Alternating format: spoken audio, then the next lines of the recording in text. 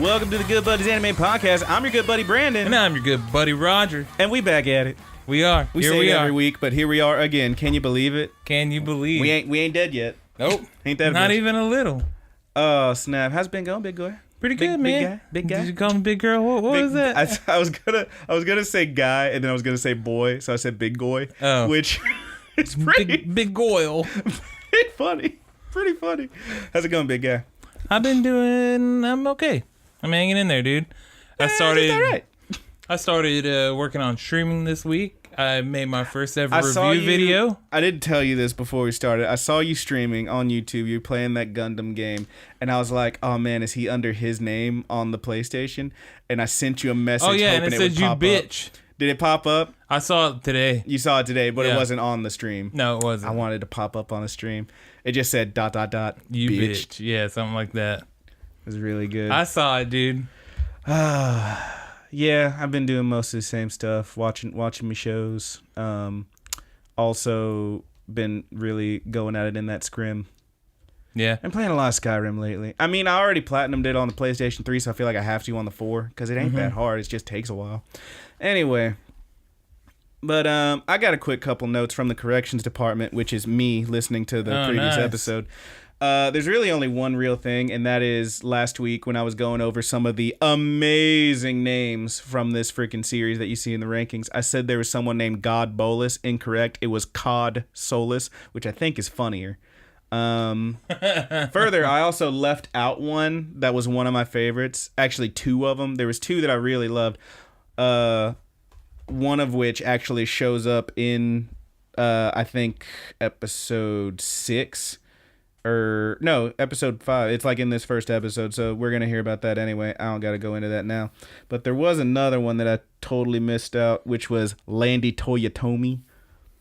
Nice. Which just sounds fun to say. It does sound fun to say. It's just fun to say. Landy Toyotomi. Landy Toyotomi. And last week we did have a small audio glitch in. There was an audio glitch. For just a few seconds, there was nothing really I could do to save that. I did change out the wire, and it hasn't happened since. So that's good. I think that was the problem. I did some reading into the issue because it's happened a couple times in the Let's Play. So I switched out the fire wire, and it's been running smooth. Your fiery wiry? Yep. I would also like to say that listening to that previous episode, I said fuck and goddamn a lot. I'm going to try to cut down on it. Got to keep it kid friendly, dude. I mean, obviously not now because I just dropped both of them. For the boys and the goils. The worst. All right. Anyway. So, what have you been watching, big guy? What have I been watching? Yeah. I'll tell you what I haven't been watching. New My Hero Academia. Oh, yeah, I ain't been watching that either. You sad about it, bro? I am. So I could go watch that sub. But I started it in the dub. I can't. I'm not. The sub's I'm not a too. switcher. I've gone too far to jump over to the sub now. But I will say that I looked at it Saturday and saw there was a new one, and I was like, oh, there must be a delay or something. And then you text me like, what the hell? Yeah, where the hell's this episode? Where the hell's my so episode I just wasn't aware of this when it was airing, but they had like a simulcast thing. Yeah. Are we recording? Yes, we're recording, dude. Okay. I didn't see the thing moving. Sorry. But that's going in the show. Sorry, guys. Way to part that curtain. That's not a real wizard. It's just this little weird guy with these livers. All right. But, yeah, man, they were doing a simulcast thing. Like, it was airing the same time it was actually airing. Yeah, simuldub, dude. When normally it was a 2-week delay, so they're going back to 2-week delay now. Man, why you gonna do that to us? Oh, you'll be fine. It just means it'll be even sweeter when you start watching it now. But, yeah, man, I've been watching that. It means that has just been 2 weeks of trying not to have it spoiled for me. You'll be so good, though. You'll be fine. It ain't gonna hurt. I will say I started watching a thing. I have not gotten very far into it because I started watching it last night and then I realized, oh shit, I gotta open tomorrow. So I got literally 3 minutes in to a show called Flip Flappers that was recommended to me. Flip Flappers. Which, never heard it. As far as I can tell so far, is about a regular girl who meets a magical girl and they go on adventures or some shit like that. Oh, nice. I don't know. Sounds fun. But yeah, I have not gotten very far into it. I literally was like, oh, I should watch that thing I heard about. And then I looked at the clock. I was like, it's just 3 a.m. and I got to be at work at 10. Hell no. So went straight to sleep. Did you watch that new Fooly Cooley I did watch episode? new Fooly Cooley. It was my favorite one in the batch. Sick. Yeah. I was going to bring that. It was very, very good. Yeah. New Fooly Cooley is... It kind of feels like it's getting It felt the closest to like the original series, I would say. It did. Yeah. I still think they need to turn the music up just a little. You'll be fine. I'm not the person that produces it. I get that. And I know the first one wasn't as polished as they probably hoped it would. I know. But I'm telling you, in the first season or the original series, they do turn the music up louder. It's still louder through the talking and stuff. You gonna cry about it, bro? No, I'm not gonna cry about it. I thought it was good. It's just a minor thing that I wish would happen. Yeah, no, I'm with you to an extent, but I'm enjoying the show regardless, and I can't wait to see where it goes from here because that was a pretty big turn in that episode. And then we still got like alternative like a few months after, so it's gonna be good shit. Yeah. But what have you been watching, my dude? My good boy, my good sweet boy, my sweet boy. Can we talk about how you keep texting me that fucking picture of Akira, and every time I just cry? The super smiley. So our first series we did was Devilman, which please, if you haven't watched it, go back and watch it. I mean, I certainly can't because once was enough, but damn, it was good. But fucking, he sends me this picture of Akira as the main guy before he becomes Devilman, and he's just standing there like smiling. It's and a looking super all big cute. smile. And I just, every time it's I'm from eye to eye smile. I think every time you send that to me, I just say back, my beautiful boy, and I like start crying. Because he was so happy and so innocent, and then his life got fucked all the way to hell. Yeah. Literally. God, what a show. But you keep sending me that shit, and I'm just like... Every time I have a chance, I throw that out there at Brandon. Son of a bitch. I wait for him to leave me open for a perfect response for that picture. The fucking worst. You sent me the one of Nanachi crying, too. Yeah. Like, you just like it when I'm sad. I do, man. You bastard. Yeah. All right. I'm saying I'm cussing too much. It's your turn. What have you been watching? I finished up the 3rd season of My Booby Anime. God. And I still really like that anime. That is the anime. name of it now. It's just called My Booby Anime. High School DxD is what it's called. Yeah, all right. The new season is currently being streamed on Verve. You can watch it in dub or sub. But I'm just waiting for that one to finish out. And once they do the Blu-ray release or whatever. Just gonna pile on it. Yeah, once they do that. And right now it's censored too. And you know how I feel about that shit. Oh, this guy. God. So I'm just going to wait to get the full booby glory. And then I'll watch the rest of the new season. Should watch that Shimonetta in the meantime, because that's the only one of those I could actually get with so far. Yeah. I might have to watch it. It's pretty good. I did start a new anime. Fucking rips. Oh, I actually watched a few episodes of School Rumble too. If anybody has never watched that, you totally should. It is really great. It was still making me laugh. Hell yeah. But tell me about this new anime you started watching. It's called Hina Matsuri. Hina Matsuri. Yeah, so this is a girl with like psychokinetic powers. I'm already in.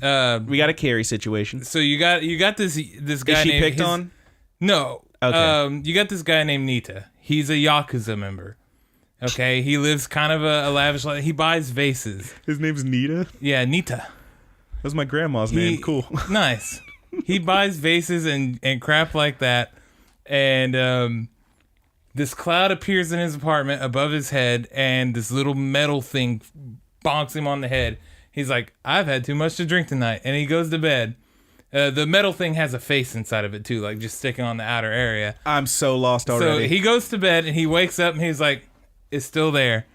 So he rolls up and finds the button, and a girl pops out. The psychokinetic girl, Hina. And so so you know in like the dub for Violet Evergarden, how kind of flat Violet is when she speaks? This girl speaks the same way. All right. But she's really like, she's kind of like, I don't really know how to describe her personality. It's very upfront. Very she's upfront. Very strange. I mean, she's kind of quiet and super monotone. And she says what she wants and tries to get what she wants, but, you know, she never does it in, like, a super flashy anime way. Okay. It's really hard to describe. This feels like the thing you just kind of watch. Feels like the thing you just got to watch. And I am quite enjoying it. Is there a big will they, won't they? Will they, won't they what? You know, fuck. Oh, no. Okay. No, she's like, she decides that she's like, Nita, I want to go to middle school. So she's a first-year middle school student. Well, that's fun. So out of nowhere, this Yakuza member is taking care of this little girl. Is he like a real tough guy? He's got like a scar on his face and shit? No, Does not he have at tattoos? all. He's actually He's like a weenie Yakuza? Yeah, a little bit.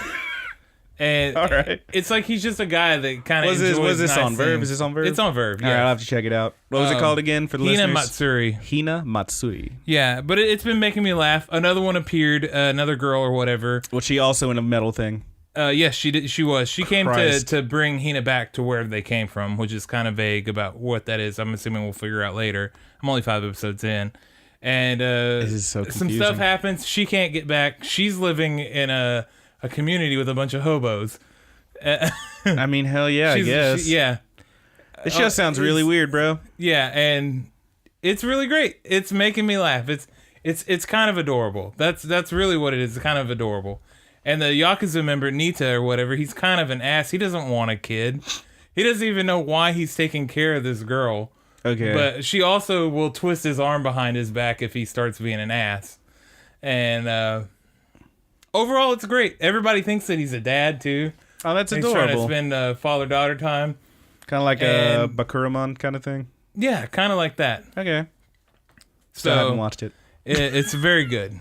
But I recommend, from what I've seen, I recommend it. I've been enjoying it. That Sounds pretty great, man. That's what I've been watching, though. All right. Finished up the boobies. Gonna- moved on to something a little more wholesome. Slightly more lighthearted and you know, less titty centric. And a little School Rumble. If you guys haven't watched that, definitely do. Is that what is that? It's a slice of life anime, Oh, yeah. but it's super goofy. All right. Sounds like It's a a fun romantic time, comedy, really, and there's tons and tons of stupid love triangles. Oh, nice. You would absolutely love it. Sounds like something I'd be into. I am so 100% sure that you would love it. You've been right before. Yeah. It's 100%. No doubt in my mind that you wouldn't love this stupid show. All right. Well, But also, Hina Matsuri's good too. I'll have Let's to check get those in. to the breakdown. Break it down. Megalo Box.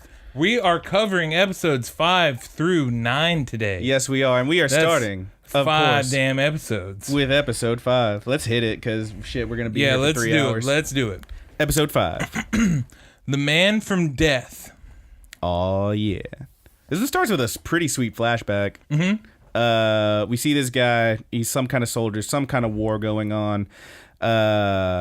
And our guy that we're following proceeds through a bombed out building. There's corpses everywhere. He sees like a butterfly flipping around with like really like neon blue wings, which is It's pretty that cool Life looking. is Strange butterfly. Yeah, it's It's exactly that. It absolutely okay. I still haven't played that game. You know, I literally own. Did I tell you I own the special edition of Life is Strange and Life is Strange Before the Store, and have yet to open either of them. Me and Corey did the Awesome Adventures of Captain Spirit, the full playthrough today. Oh, nice. It's pretty much a prequel to Life is Strange 2. Yeah. We did the whole playthrough for the Let's Play. We'll probably air one of those episodes. I really soon. got to get on those because I'm sure. Oh, it's horribly depressing. I believe it. You know, that's that shit I like. I love crying. All right. But he's going through this building with all these corpses. He sees what looks like a swaddled baby under one of these bodies. He turns it over, finds it is in fact a bomb. He looks up. He That's sees not a baby. That's not a baby at That's all. an explosive. Well, honey, I did blow up the kid. Yeah. All right, but he sees this bomb. He freaks. He sees that butterfly. It's like maybe the last thing he sees until there's a huge explosion. And when he goes over there to do that, all that, we see him take off his helmet and see that it is in fact the dude who Aragaki. Pops was talking to, who we find out in the next scene is named Aragaki. Aragaki. Yeah, Pops is talking to him. His name's Aragaki. Pops says Nambu is talking about how he can't believe that he's alive. First of all, says it's a miracle. Just sitting here with you, it's just like the good old days. He actually starts tearing up a little bit. Nambu, He's very emotional about this. And Aragaki says, "Don't look down like that. Your Megalo boxing saved me," because he was his coach. You find out, but then and Nanbu thanks him and he says, "Well, I mean, thank you for accepting this fight. I mean, you rank so high, you didn't have to do this because freaking, let's not forget, Joe is still ranked 102 at this point, and this guy who he's about to fight, Aragaki, is in fact number 17. And Aragaki gets up, starts walking away, and he says, well, I've decided that I want to destroy him. And the whole time, I love this because the whole time this scene is playing out, there's like this kind of emotional like piano music, this din, din, din, din, din, din, din, din, din, like this kind of thing going. And then as soon as he stands up and he says, "Oh well, I decided I want to destroy him," the music just stops. Like there's no fade out; it just cuts instantly. And fucking Nambu just looks at him. He's like, what? And he says, oh, well, it's time for you to pay your portion of debt for the things I've lost. Like, he's got some kind of grudge he's holding. Back at the boat, Nambu says they can't take this fight. Joe is very upset, obviously, because he knows that's the best way that he can get him up in the ranks. Nambu tells him he knows everything I have to teach, and he hasn't changed at all. And Sachio isn't so sure. He pulls up this dude's stats, and we see that he is staying alive, is what his name is, T.L. Aragaki. He lost both of his legs in that explosion. He fights on these prosthetic metal legs from the knee down. Yeah. We also see in that shot that some of the recent fights he's had, one of which is that name that I forgot to mention last time, which is one of my favorites. Let me tell you about Supercorn Marashang. Supercorn Marashang, which sounds like it sounds like one of those like you see in the Key and Peele skit where they're doing like the football teams and they're doing the goofy ass names and shit. Oh, my name's Razmataz Bazdaz Taz or something like that. It sounds like one of those Supercorn Marashang. Now, Roger, do you want to tell me what that was on your phone just now? It's actually a video on YouTube. Somebody liked one of my comments. I was just checking it. Oh, okay. Sorry. See. It's Megalo box. You really doing that during the I just wanted to see, man. Hey, wait, does the Megalo box video have an actual animation on it this time instead of just a still image? Is that what that was? What was it? No, this wasn't our video. Oh, okay. I commented on somebody else's video. You commented on something. Okay. About that timing thing that I was telling you about that we'll get into on the last thing. Okay, well, we'll get to that eventually. It's got 20 likes. That's what I was checking. This isn't the Rogers Likes podcast. My thing buzzed. Yeah. Anyway. Continue on, sir. Anyway. But yeah, he lost both his legs in the explosion, fights with these prosthetics. Nambu sees this, and he is shaken by this. And he tells Joe, no, we need to skip this fight. Shook. #shook. Joe refuses. Nambu thinks for a moment, and then he tosses Joe these little like training gloves. And he's like, all right, fine. And so they get in the ring, and they're going at it, man. And Nambu is training Joe on keeping his distance right. He says your punches are strong, but if you get too close, too far away, they lose all their power. No special tricks this time. We have to polish up what you already have. So next scene, we see Joe coming back from a run. Him and Sachio sit down to eat.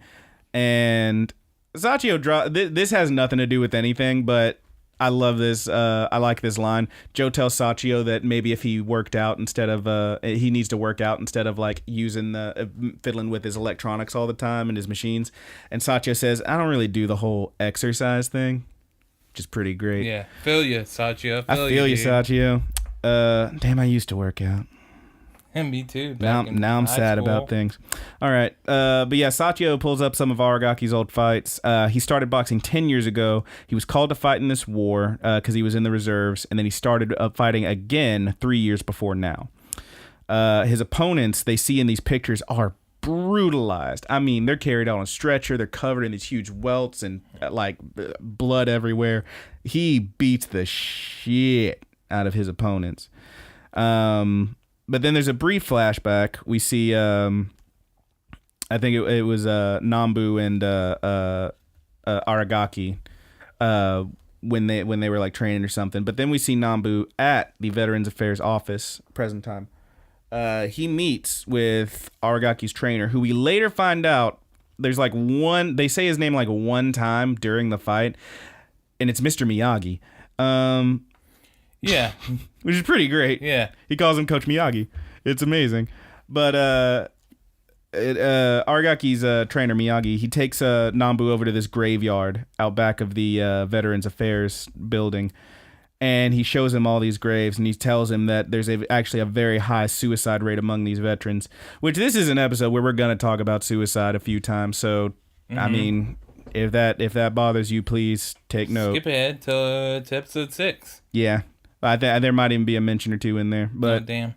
Yeah, Aragaki's got some issues clearly, and he's trying to come to terms with them. But Miyagi tells Nambu that Aragaki lost everything, but he knew you would be waiting for him, and you weren't. And Nambu says, "Hey, that's not fair. I thought he was dead."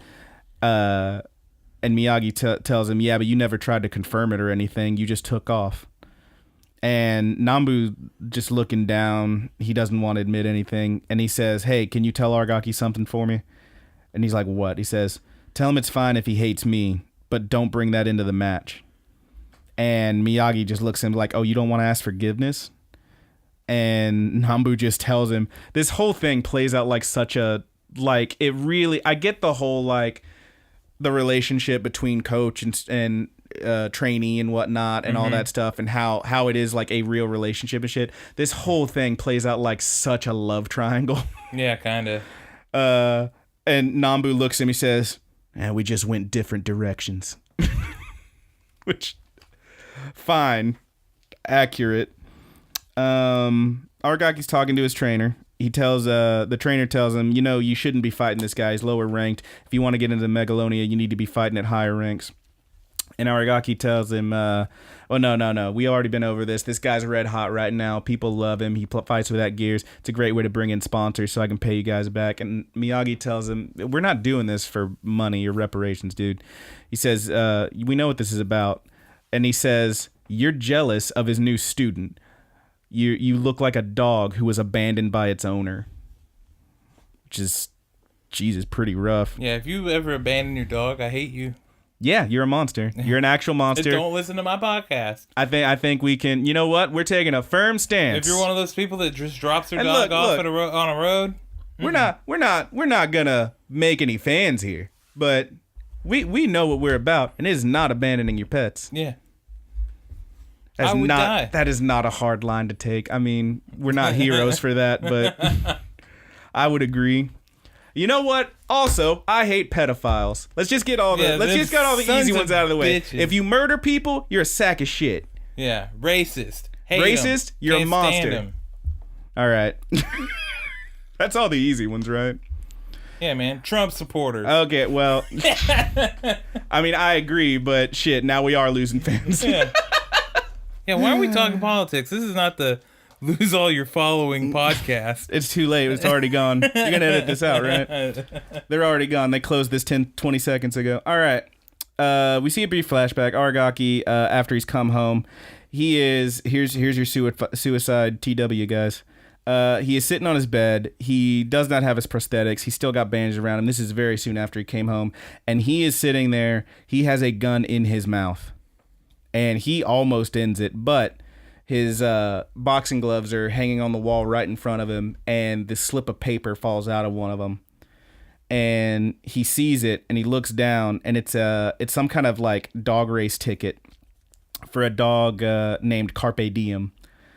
And he falls to his knees, and he just starts crying and screaming. And then we see him going by Nanbu's old gym, which is now closed up. He's back from the war in this scene in a wheelchair. He rolls by Nanbu's old gym. Bunch of glass windows. He tries the door. It's locked. And for a second, he sees Nanbu, like in the reflection of the door. A younger Nanbu. Not much younger, granted. But a younger Nanbu. And he tells him, this is your home. Remember that. I'll be waiting. And we then flashback over. Do you recall if he had both eyes or just one eye at that point? I think I'm not sure. I think he had one eye. You know what? I wasn't paying attention to that. I didn't think about it until just now, so. Well, let me pull up the episode. But I don't have to do that, dude. I'm not going to do that. But yeah, I'm not. I think, maybe he did have both. I think he did have both eyes, actually, because I remember him wearing that goofy fucking headband. Yeah. And I think he had both eyes. I'm pretty sure he did, in fact. We'll look at it later. Yeah, look, we break down the episodes. I write down everything. You know You'd think I would have got that one. You think someone who writes down 7 fucking pages of notes for each episode would have got whether or not Nambu had both eyes. Yep. But you know I what? I failed you. You know what? I'm gonna failed you, and as recompense, I'm quitting the podcast. Goodbye. I'm gonna give it to the good buddies, dude. Just hold on. We're gonna give it to the good buddies. You guys let us know in a comment somewhere. You don't have to. Whether or not he had 2 eyes. Somebody will go find it. They'll find it quickly. What Roger's doing is fishing for comments. This is something where I could easily just pull that shit up. I'm fishing for interaction. No, you've made it a deal now. I'm gonna pull up the fucking episode. Oh my god, this is gonna be the longest episode ever. You take the recap from here. Okay, where's the notes? The notes. All right. See if you can read my shit. Here you go. So that was the right here. We're right here. This is coming back from the flashback. It's now current time. And yeah. I'll be waiting. It's an empty plot now. Wow. Yeah, that's the gym. The gym is gone. Look, yeah, it's gone. It's gone. Aragaki stacks. You can't read my handwriting. Give me the thing. It's not like your handwriting is bad. I'm just not used to seeing it. It's pretty bad. Give it back. Give it back. He's something across the street. Okay. Aragaki's looking at the gym. He's standing across the street. Does that say stands? I don't know, let me look. Yeah, he stands. He stands across the street. All right, here we go. I found the clip. No, he only has one eye. Okay. There he is. One eye. One eye Nambu. Patch. Still got that one eye Nambu. All right. This has been the recap episode. All right. Thanks for listening. Let's double time this. Guys, I'm so sorry. I'm so sorry for everything. It's hot, dude. I'm so sorry for everything. It's okay. All right. I forgive you. I'm not apologizing to you sack of shit. All right. Yeah, the gym is now gone. It's an empty plot of land. Aragaki is standing across the street staring at what used to be Nambu's gym where he trained. And he starts to walk away, starts to leave, and then he hears this and he turns around to see Joe sitting on his bike looking at him. And then we get our little break. And then we come back. Nambu and Sanchio. Yeah, we're halfway through the very first episode. Hey, man. I feel like I'm making good time. Asshole. Nambu and Sachio. Sachio's telling him that Sachio is telling Nambu that he's noticed that Aragaki's gear that he fights with is very low weight. He talks about how that's maybe to keep his stamina. I mean, this dude's like just over 30. We saw from the stats like 32. So it makes sense that he might not have as much stamina as he used to. Pops just kind of blows it off. He's like, no, I mean, it's to keep him fast. I mean, he's still got more power than Joe, even with that not as powerful gear, even if it's lightweight and blah, blah, blah. And Sachio kind of gets in his shit and he's like, I mean, look, I mean, I'm trying to help us out here. You're just being all mopey. I know he's your old student, but what's the deal? And how did you not even notice that your old student was still fighting and he's so high in the rankings? And Pops just like walks out. He doesn't even say anything to that. And he goes and sits in his truck while he thinks, and he says, the truth is that he forgot all about him. He just really did completely forget about this guy who was such an important part of his life before. And then we see Aragaki and Joe, and they are talking, and Aragaki makes a comment about how the Nambu he knew would never have someone fight without gear, the stupid gimmick that he's doing. And Joe says, yeah, but I wouldn't think so either, but the old man knows how to bluff. And Aragaki says, you must really trust him. And Joe tells him, well, he believes in me, so I believe in him. And Aragaki is like, it's literally a love triangle, like he's trying to throw a wedge between him, and he says, well, it's his nature to betray that trust. I just hope that doesn't happen to you. It's like, dude, this is a fucking catty shit from these big dudes who are going to fight later. Mm-hmm. And Joe, undeterred, just kind of smirks at him and says, oh, are you saying it's Pops' fault your legs ended up like that?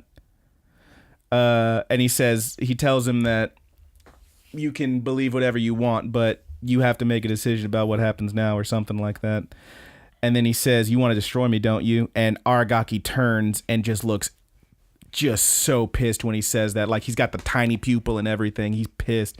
And Joe tells him, well, then go right ahead, but just don't expect it to be easy. Like, my dude is off his shits. He's ready to go.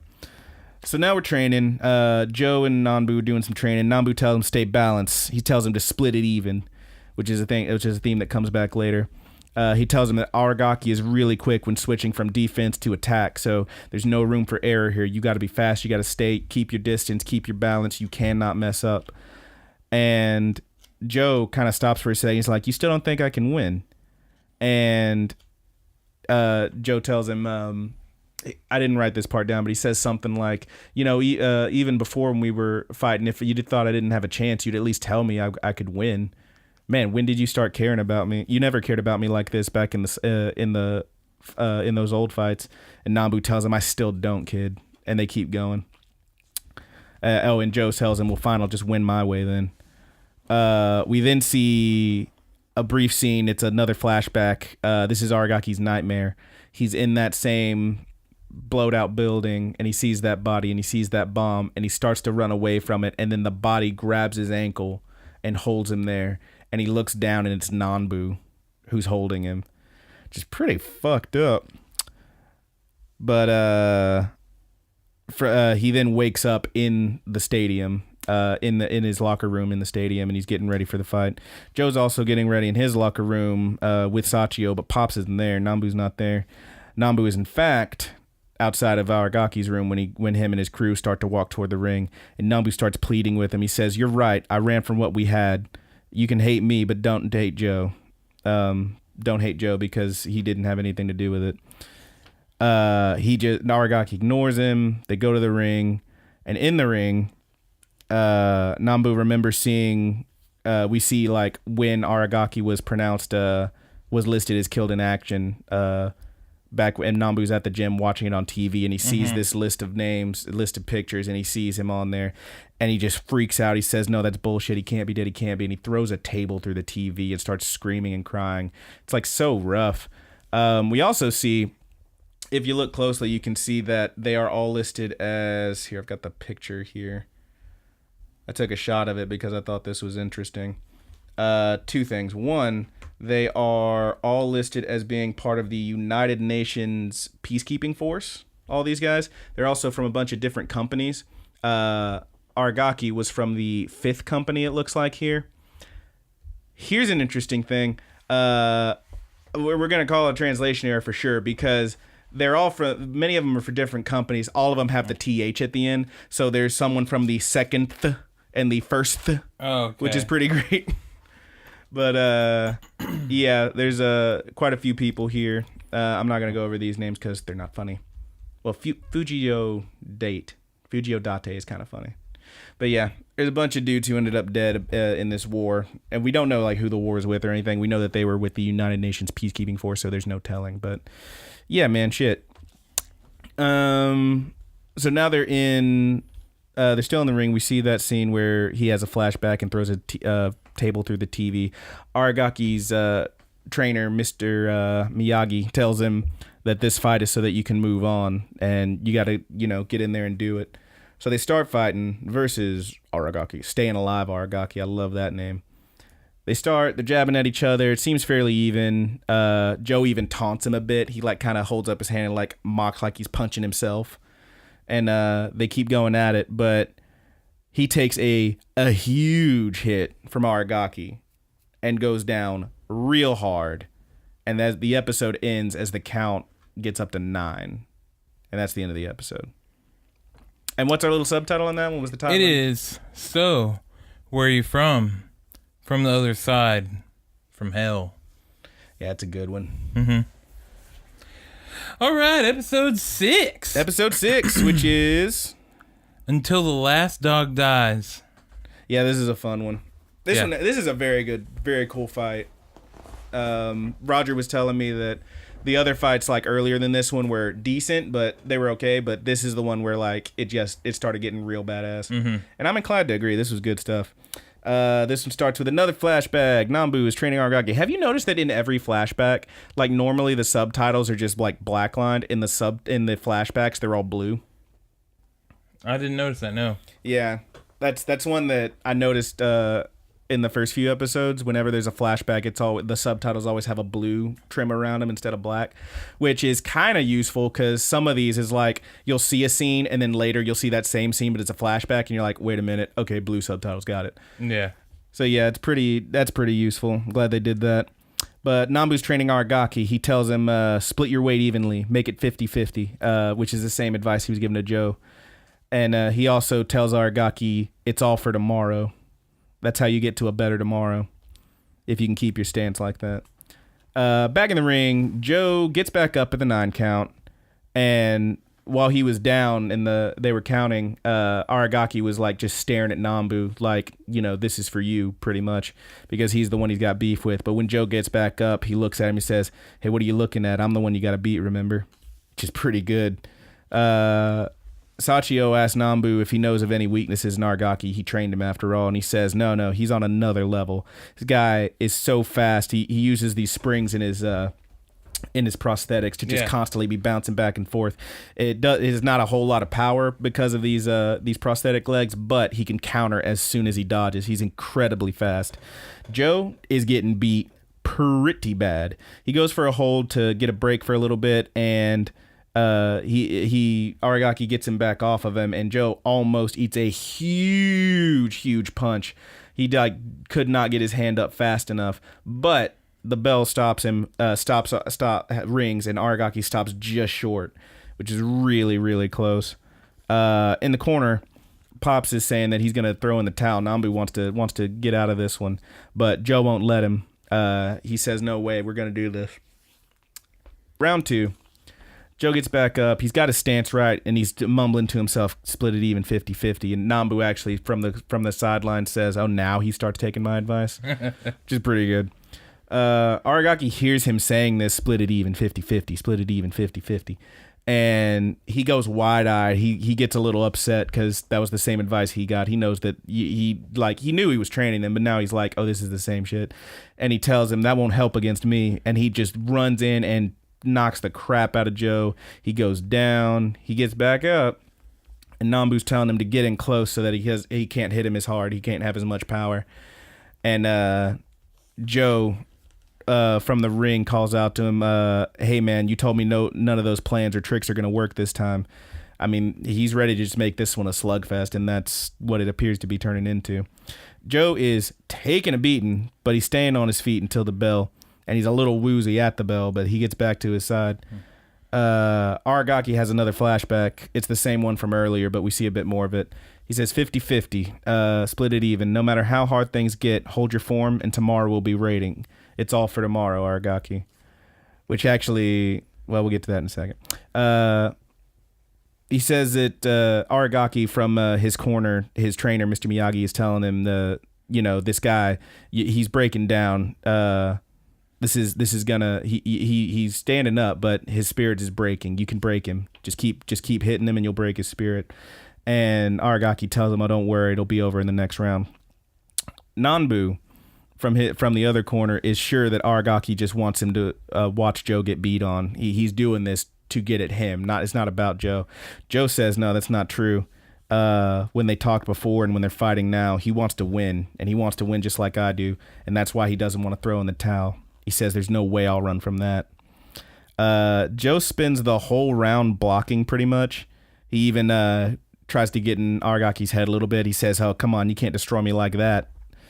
And Nambu, at this point, while he's watching him fight, he finally admits into himself that he was wrong to run from Aragaki, that it was his mistake, and that he was, he didn't do what he said he would and be there waiting for this guy.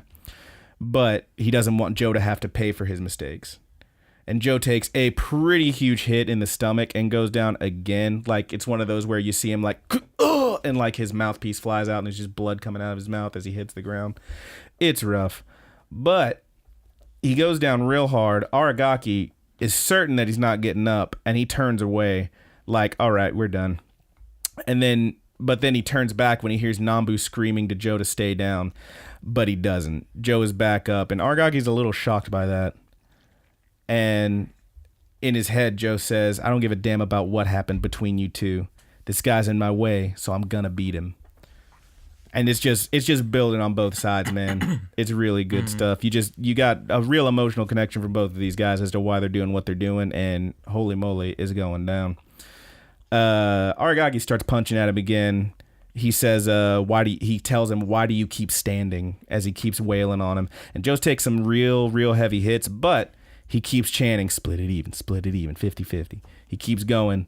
And Aragaki's so pissed. He goes for this huge punch, and he tells him, he just screams, shut up. And he goes for this big swing, which is a real interesting one, because it's kind of like he's standing up, and he like punches down. Like with his right hand, he's going like a lower cut, basically, which is not, I don't think that's a real thing, but that's what he's doing. And it's like a big overhead punch going downward. Simultaneously, we see Aragaki when he was in his wheelchair at Nambu's gym. He was trying to get in and the door was locked, and he does that same motion, punching through the window and falling through in a heap, in just this depressed heap, trying to get into this gym. And he goes for it. In that flashback, you see him punch through the window and fall in. In the ring, Joe ducks it and just knocks him down real hard. But he gets back up at the 8 count. And everybody's fairly shocked he knocked him down, but he gets back up at 8 and they finish the round, and they are going and going and going, and it's really rough stuff, but they finish the round. Nambu back in the corner tells Joe he's got to keep his guard up. And Joe says, "Oh, you want to win now?" And Nambu tells him, "You bet your ass I do," which is a pretty good one. Aragaki, his trainer, tells him, "Hey, that was just a lucky punch. You're breaking this guy." And he says, "No, that wasn't a lucky punch. He aimed it. He knew what he was doing." And he tells him again, "Well, you need to break his spirit. He's standing up. He's on pure adrenaline at this point." When they start round 4, Nanbu says, No, Joe's too tough. There's no breaking him. He says he's like a red hot iron, and every hit is making him tougher. Joe's on the offensive. He's going in. He's really punching at him. Aragaki actually hesitates a couple times, and he actually goes up against the ropes, but he gets back. He gets back into the fight, but when he hits the ropes, something pops in one of his legs, like where his knee connects to the prosthetic. And at this point, it just turns into a straight up slugfest. They are both hitting real hard. They are both connecting. There is blood and fucking everything's going out, man. I mean, they are really, really punching. It is wild. Wild as buck. Wild is crazy. So crazy. Is that how you say it? Yeah. It's good stuff, though. Man, I mean, it's just a straight up slugfest. There's a real sweet, like, 360 where it's just, like, spinning around the two of them, and they're just pow, pow, pow, beating the crap out of each other. It's really good stuff. What are you doing? Keep going, now? buddy. What are you doing? Nothing, dude. You taking a picture of your laptop? No, I'm taking a picture of you with the laptop. We're doing Instagram right now, multitasking. Don't do that. Yeah, man. Get you on there. We gotta get you on there. No. Get your book to your face.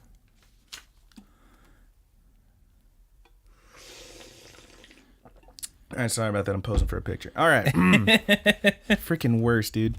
But yeah, straight up slugfest. They're going at it. They stop at the bell just short of this huge, like, double punch. And then as they're standing there with their fists, like, inches from each other's faces when they're about to hit, they both just kind of grin at each other. Like, yeah, that was a good one. And they sit back down in their respective corners, and Aragaki, as he's sitting there, he's thinking to himself as his trainer's, like, you know, wiping his face and whatnot. And he says, he just goes, "For tomorrow, huh?" And when the bell rings for the next round, Aragaki doesn't stand up. He just stays sitting. And Joe's declared the winner by TKO. And as he's standing there, Sachio runs in the ring, says, Joe, you did it." And he's like, "Yeah, I did." And then he just kind of falls. He appears to collapse. You don't actually see him laying in the ring, but he appears to just collapse after this one. Aragaki is helped out by Coach Miyagi. And he's talking to him. He's actually got one arm around two of these dudes, like they're actually helping him walk out because his leg is in fact messed up. And Coach Miyagi tells him he was about to throw in the towel and call the fight anyway. Aragaki's leg is hurt, and he said, "I can't have you. I can't keep training you if you can't walk." You find out that his leg was actually hurt pretty bad, and that he might never walk again if he kept pushing himself. But after the fight, Aragaki's in his locker room, and Nambu goes to visit him, and they talk for a bit, and they kind of get some closure. Aragaki says that's what he wanted, was closure. He said he wanted to overcome what he felt. Everything that he felt was responsible for his pain, but he realized that no matter what, it's his decision what happens next, like Joe told him. And he tells him, "My tomorrow starts today." And he asks Nambu to give Joe the old dog race ticket. He still got it. He gives it to Nambu. You find out that the day that Aragaki was shipping out, Nambu gave it to him as kind of a good luck charm. He says, I wanted to take you out to a nice dinner, but I bet all my money on this so I would have enough to pay for us, and, well, I lost. But he calls it a good luck charm, and Aragaki tells him that ticket saved my life, which is fitting because it's all about, making it to tomorrow. And the dog's name was Carpe Diem, seize the day. It's pretty good. And that's where their scene kind of ends. And then the last bit here is there's a party for the announcement of the third Megalonia entry. We already know. It's a freaking party. It's a big old party. Yeah, man. We about to see some PP. No, what? PP Iglesias. Pepe Iglesias does show up for a second. His name is Pepe. PP Iglesias. Pepe. My good buddy PP. It's kind of like how you got memes and memes. You got memes. Those are memes. This is Pepe. All right. But, yeah, we already know that, obviously, Yuri the Champion's number 1. Pepe Iglesias is number 2. Number 3, Glenn Burrows, who's this gigantic heavyweight, like, blonde dude with these big-ass sideburns. He looks like he'd whip some shit. He's American. He's very American. He's some kind. I don't know if they say American or He's American. Did they say American? Yep. Okay. He's a giant man. He looks like a fucking Nord from Skyrim. I've been playing too much Skyrim. But, yeah, he's called the Bloody Lion, and he's kind of pissed off because the crowd only wants to know who's going to be next. They don't have any questions for him. They actually ask about Joe, like, hey, is this Joe guy going to get in? And she's like, well, don't worry about it. We'll be announcing who the final one will be in a few days. Outside, Yuri is kind of chilling on the balcony, and this guy, Mikio, comes over to him and talks to him, and they see Joe on one of these big outdoor screens, and Yuri's like, oh, damn, it's him. And Mikio says, oh, yeah, Yukiko told me about your run-in with that guy. And he just kind of sneers at the TV with Joe on it. And he says, yeah, Megalonia is no place for stray dogs. And that's episode 6. Before we continue to episode 7, I do want to talk about the suicide thing for a second. Mm-hmm. Like, not making a big deal out of it. But as someone who has had friend and family members who have committed suicide, look. If you can make it to tomorrow, that's good. And that's what Aragaki learned. That's amazing. Yeah. And, I've always heard people say, just don't do it. Life gets better, et cetera, et cetera. I'm not going to say don't do it because it's your life. You do what you want. But I am going to say anyone out there, if you're struggling with these thoughts, if you've ever thought of suicide, if you've already decided you're going to do that shit, then at least just humor your good buddy Brandon and talk to someone first. Yeah, get you some help. Just even if it's just like, one of those hotlines or something, those people are designed to just talk to you. If it's a friend, if it's a family member, if you don't have any friends, find anyone. Yeah, somebody will listen to you. Someone will listen to you. I promise someone will. And just talk about it, man. Yeah. That's all I wanted to say. Thank you. But that's episode 6. Very kind of you. I try. But we're going on to episode 7. Wait, hold on. We got a little tag at the end. Oh, we do have a little tag at the end. What was the title of that one in the tag? The title was Until the Last Dog Dies. The tag is The Midsummer Heat Might Drive a Dog to Kill, but it will never break him. I mean, it's breaking us. We fucked up a lot this episode. It's also very hot. All right. Episode 7. Episode 7. We're trucking through The Road to Death. I'm sorry if I'm rushing through these a little bit, but it's 5 episodes and it's very hot. Yeah, no, you're okay, man. I don't think anybody's judging you. We are on the road to death. I ain't judging you, man. But from here, this one starts out with another one of those sweet raps and montages. We see that kid with the jersey going through, and they're actually rapping this one a little bit. I don't remember the rap because I don't speak Japanese, but it begins with him just going, Gearless Joe, which is pretty great. At one point, the rapper drops in Sweet Dreams Are Made of These, which was pretty sweet. Yeah. In between some Japanese lyrics that I can't understand. I have to look up the translation of these because they are pretty good. But the point of this montage, is that Joe's face is everywhere. There are posters. There are people reading the papers. They're at the dog races and whatnot, and they're watching all this stuff. They're watching this, and they look up from their papers for a second, and then look right back down. And every one of these papers has Joe's pictures in it. There are girls, sexy girls, getting his face tattooed on their hips and whatnot. It's great. There's actually a bit where you see them getting this tattoo. The damn dogs. Dude, every time. That's Joe out there, man. That ain't Joe, dude. That's Junk Dog, baby. But we see these. We actually see a scene where this girl is getting the tattoo on her leg, and then later she pulls up to Abuhachi, the mechanic from the first couple episodes, and he just kind of gives him a, which is pretty nice. But yeah, it's a pretty great little scene there. We then see Mikio Shirato, who is number 7. His little, you can't see the whole thing here, but you see it later. So I'll just say his little subtitle thing is Ace in the Hole. That's his, Mikio Ace in the Hole Shirato versus Sugar R. Hill, who is called Breakin' Sugar R. Hill. That's his. And it is Sugar, not Sugar, because it's spelled with an E. They still call him Sugar a lot. They do call, yeah, but I mean, it's the way it's spelled. It's not spelled like sugar. I mean, yeah, maybe that's how you pronounce it, but it's not spelled like sugar, like the actual with an A. It's spelled with an E. It's also Sugar Hill, the Sugar Hill Gang. Mm-hmm. He's from Team Block Party. He is a very, very strong-looking bald black man. It's like, all right, I feel like y'all went a little in with the references there, but I'm with you. Also, Sugar Ray Leonard. Yeah. Also, well, I mean, the fact his name is Sugar Hill. Yeah. Sugar Ray Hill, sure. But like Sugar Hill Gang, come on. There's a lot going on here. There's a lot going on here. Anyway, the fight is the commentators are discussing the fight. They say that this Joe guy doesn't. They actually question. Somebody brings up Joe, who is now ranked 17th since he beat Aragaki, and one of the commentators says, that guy doesn't have the skill to stand with these guys. I mean, blah, blah, blah, blah. These are real Megalo boxers and whatnot. Sugar R here is ranked number 4. Mikio Shirato, who's the guy we saw talking to Yuri, is ranked number 7. Sachio and Nambu are watching this broadcast of them talking about the fight coming up.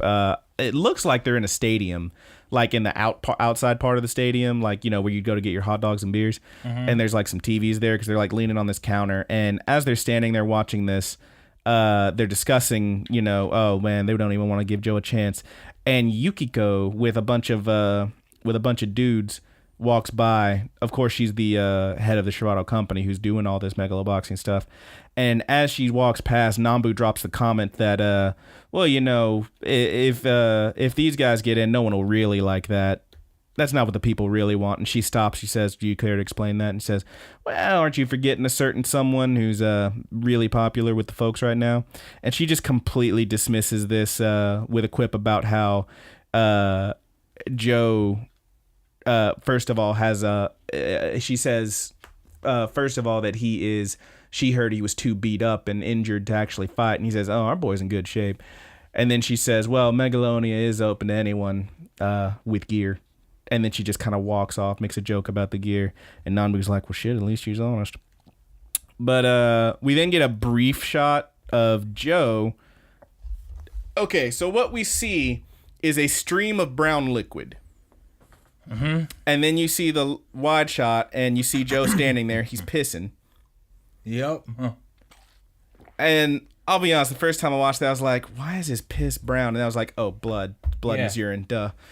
But then he, gets out of the bathroom and goes and lays down on the couch, and he's chained. He's got a chain around his ankle so he can't leave, it looks like. Which you later find out is because, yes, he is, in fact, very injured and doesn't need to be running around and, trying to train and whatnot. He needs to heal up. Yeah, he doesn't need to be horsing around. Don't need to be horsing around. But, yeah, Mikio, we see the fight with Mikio and Sugar. And basically what's happening here is we find out that, as Nambu and Sachio are watching the fight, this AI gear that he has. It's this gear with this AI named Ace built into it, which is why he's Mikio Ace in the Hole, Shirato. And yes, his last name is Shirato. In case we haven't made that clear, he is in fact Yukiko's brother. Yep. But he's got this AI that is basically calling the shots for him, and he takes this fight real easy. He's just whipping on Sugar. The thing... They make allusions to the fact that he's not even the one doing it. It's all the AI. The AI is calling all the shots. So every time this guy tries to hit him, he's blocking everything. The thing reads the Sugar's movements, and he just wails on him. And Sugar's looking beat up when we see the fight, and he gets beat on bad. Mikio maybe has a couple scratches on him, but he is looking real fresh, like it wasn't even a fight. After the bell, Mikio has this little headset mic. And he says, actually, people are talking like the announcers and whatnot that, oh, this means he'll definitely be the final one getting into Megalonia, since he's ranked number 4 now. And he grabs this mic and puts on this headset and he says, yes, but that may be true, but there's one more thing I have to do. And as he says this, he's staring down his sister Yukiko, who's sitting in the stands. We then cut to Nambu and Sachio coming home and grabbing Joe and telling him, we've done it. And Joe's like, get this fucking chain off me. I ain't your dog. And he turns on the TV, Nambu does, and they see Mikio, and he is calling out Joe. He's going to give the people what they want, or so it would appear. Mm-hmm. And he says, let's settle this in the ring. And Joe is seeing this, and he's like, well, hell yeah, he's down to fight, obviously, because that dude's like ranked number 4, but he's wary of it. He says, this seems like a trap, right? And Nami's like, well, yeah, but, I mean, we can't let this chat slip by. It's the absolute only way we're getting into Megalonia. And Joe says, well, I guess I better get to it then, better start my training. And Nami's like, you sit your ass down is what you'll do. You're in no shape to do anything. And Sachio, as Joe gets up to try and walk past, Sachio just pokes him in the rib, and he just goes, ugh! And he just doubles over, and he's like, Sachio! Like, it hurt him so much. And then Nambu tells him, all right, take your shirt off. Joe pulls his shirt off. He is covered in these huge bruises. And he's like, well, whatever. They're just bruises, man. And he's like, no. They don't hurt. No, they obviously do hurt because Sachio just poked one and he almost fucking fell over. But he tells Nambu tells him, no, you need to rest and heal. Those bruises may as well be targets. You're just telling your opponent, hit me here. So we then get cut to a board meeting where Yukiko has to deal with a bunch of old dudes in suits. There is one other lady at the table sitting right next to her. It definitely appears from later scenes that she is her secretary. So it looks like Yukiko is the one, board member, proper board member, perhaps. That's a female, first of all. That is a woman. And she has to deal with all these dudes who are pressuring her and questioning her decisions. There's a lot of that. There's a lot of classic boardroom talk like, well, your predecessor wouldn't have hesitated like this. Yes, are you really, is this really a decision you want to make? Obviously, you don't give a shit what her decision is. You're trying to make yours. It's a lot of that classic, CEO boardroom kind of pressure stuff. And she says they're talking about whether or not they'll actually have this fight between Mikio and Joe, the gearless Joe. And she says, well, the fight has to happen since Mikio called him out in the ring. We have to honor what was said in our ring. And yeah, they're obviously very upset about this and trying to talk her out of it, but she says, no, we're going to let this one go because that's what's happening. Yukio and the lady, who we never get a name for her, but again, she appears to be Yukiko's secretary or something, or assistant maybe. They're discussing the plans and whatnot, and they're talking about how Mikio's gear is stronger than they thought it would be, and she had hoped that Sugar would be able to stop him. It appears that she was, in fact, trying to shut him down. And she says, I now see that I'll have to use him after all. Talking about Joe, we would assume. And as she's doing this, this is a scene that I've talked with Roger about because I'm glad I watched this one twice because I didn't catch this the first time. Mm-hmm. She goes up this elevator while they're having that conversation and goes to the roof where a helicopter has just landed. And she is meeting with these obviously military dudes. These very, like, they're wearing the suits with the epaulets, and the one guy's got like a general's hat on or whatever. She appears to be meeting with these military types, and I didn't catch that the first time. I was like, oh, she's got another meeting. But this time I was like, wait, why is she meeting with the military? Oh, are they like, because she's talked so much about how Yuri's the future of the company, and Yuri has to be the last man standing at this Megalonia thing. They have to prove that not only he, but moreover their gear is the best gear. It's the most powerful. So it looks like they're doing like some military optioning. They're going to have an army of Jaxes running around maybe, if all goes well. That's definitely what it looks like. Having not watched the rest of the episodes, I know that the last 4 are all out and the series, this season is concluded. I haven't watched it yet, and I'm like watching this like, oh, that's where this is going, right? So we'll find out. I mean, y'all probably already know if you already watched it, but I don't. So then we cut to Nanbu, who is meeting with Yanbunma, the guy who set up the fight with Aragaki before. And he says they have, Yanbunma tells him, man, you'll have some real luck, huh? Like, not only winning that last fight, but actually getting a chance at Mikio, who's currently ranked 4 after beating Sugar.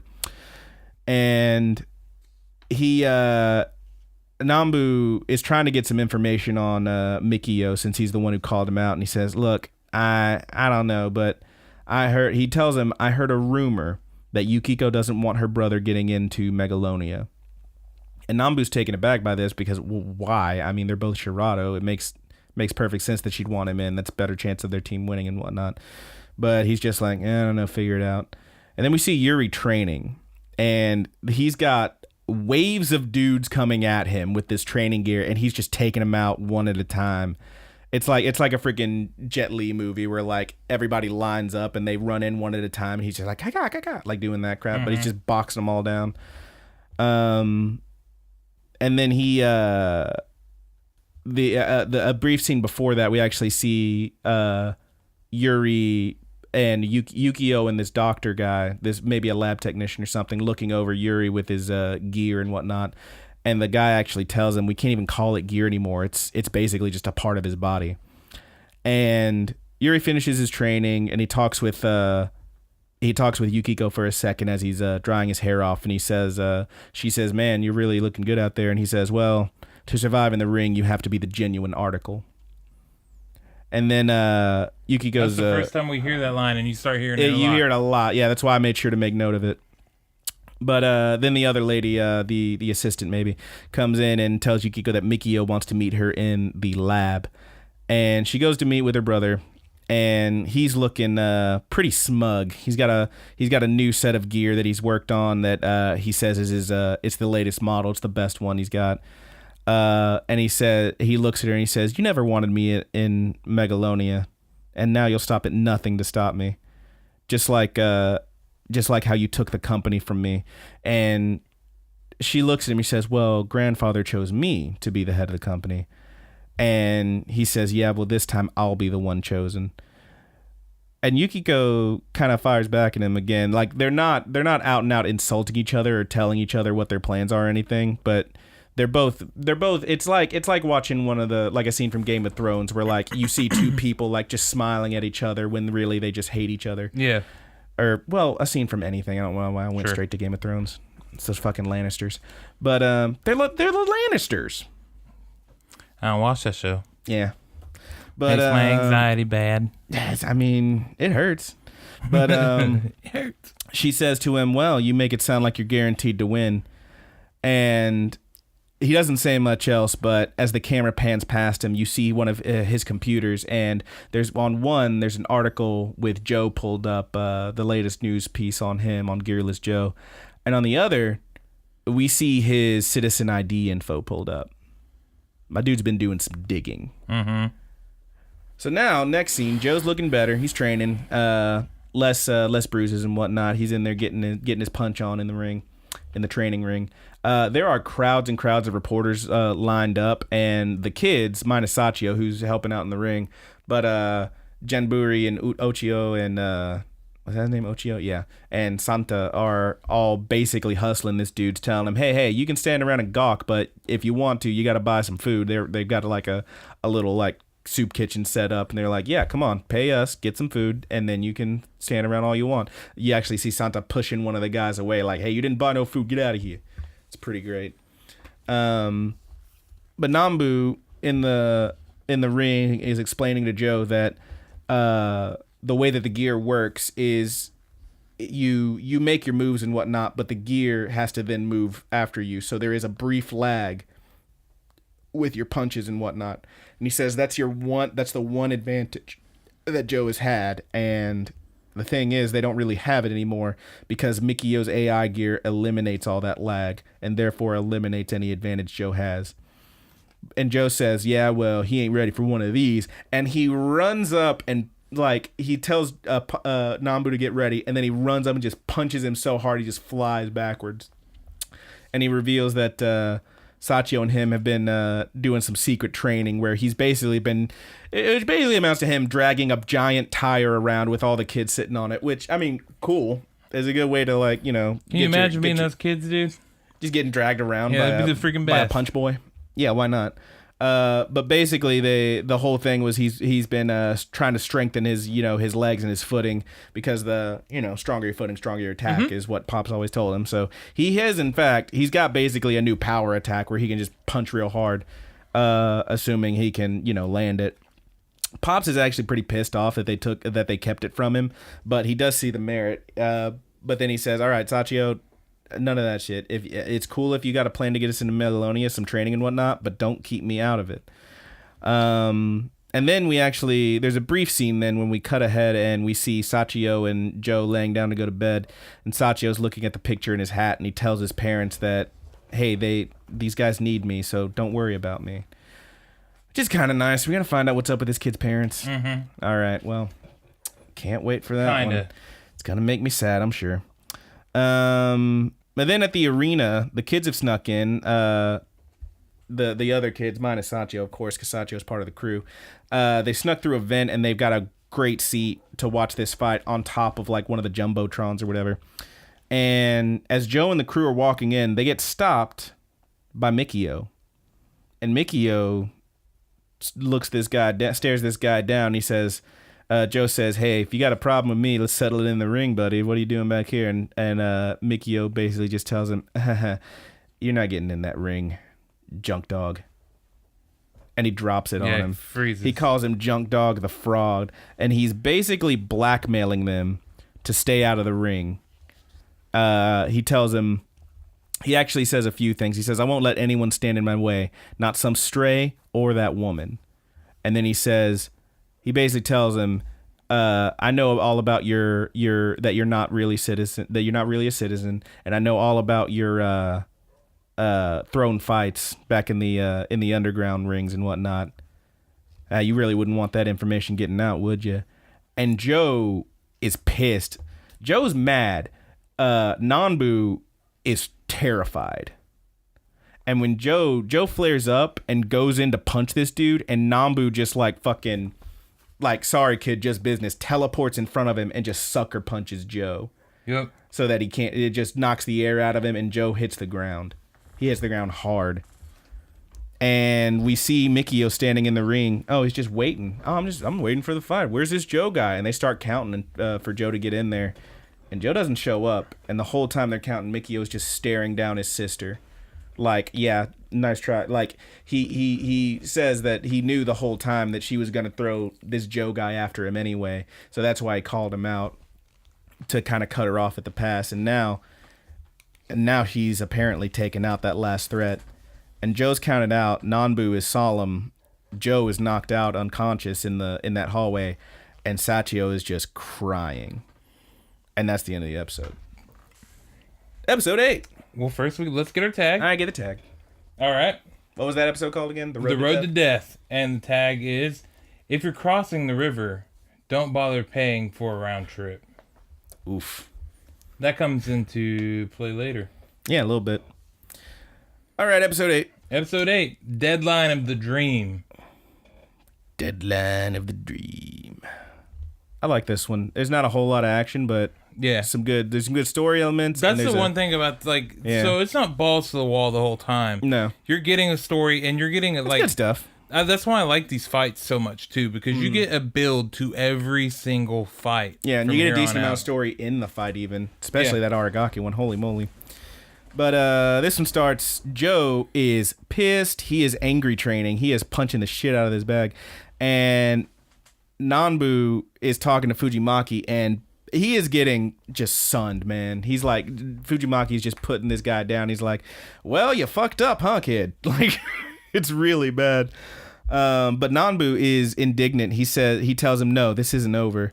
And back home, Joe is still pissed, but that Nanbu stopped him. But Nanbu is setting him straight. He tells him that, hey, if you had gone up and hit this dude, that would have been even worse than us just getting counted out. You would have been absolutely arrested. That's assault. You weren't in the ring. There's no way that was going down. And he tells him, but here's the thing. We know that guy, he only did that. Mickey only blackmailed us because he didn't want to fight you. He's afraid of you. We need to find out why, and then we can get back at him. So back with Fujimaki, this jumps back and forth between this scene in the kitchen with them several times.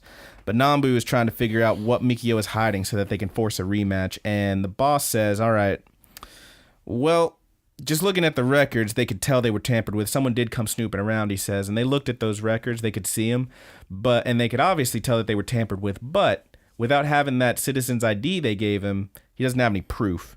And Nambu's like pissed because he realizes, yeah, without the ID, he didn't have any proof. That was a bluff, and they totally fell for it.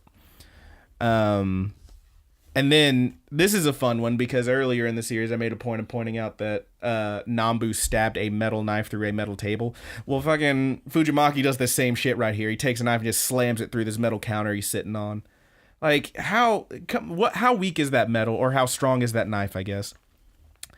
But he does that. He slams the knife through the table. Not the table through the knife, that's dumb. He slams the knife through the table, and he says, this is your last chance. I'll help you get this info, but it's the last chance you're getting. And Sachio jumps up and gets in Boss's face because he's there for some reason. And he says, hey, this info better be good or there's going to be hell to pay. And Fujimaki just kind of smiles at him. He's like, okay, kid. And he points them to Mizuhara Koichi, who is a former Shirato engineer. He was fired for selling parts on the side. They found out, they got rid of him, kicked his ass to the curb. So he calls up the drunk monk with, oh God, I forgot the dude's name. It was like Demoto. Mr. Demoto was that sleazy guy at the drunk monk. And he has him pick up this dude who is, of course, they're betting on fights. So they pick him up, they bring him to the restaurant, and they walk him to the kitchen, and Fujimaki and Nanbu both sit down with this guy, and they start interrogating him. Cut to another board meeting with Yukiko and all of those freaking dudes in their suits. She ends up bowing to the pressure and agrees that Mikio is going to be named the final one to get into Megalonia. And then we see Yuri training, and he's punching a punching bag, and he's punching it good. And his dog is there with him, and his dog jumps up and is on high alert when Mikio walks in. And Mikio, I wrote down most of this, even though it was kind of a short, brief conversation, but I wrote down a lot of it because I thought it was interesting. Mikio says, well, I guess it's going to be me and you. And Yuri reminds him, oh, well, first you'll have to get through Burroughs, the bloody lion guy that we saw earlier. And Mikio tells him, well, next to you, even the king of beasts can't compare. And then he says, he looks down at this dog who still has like his head low, like growling at him. And he says, do you know the real difference between humans and animals? Animals lack self-awareness.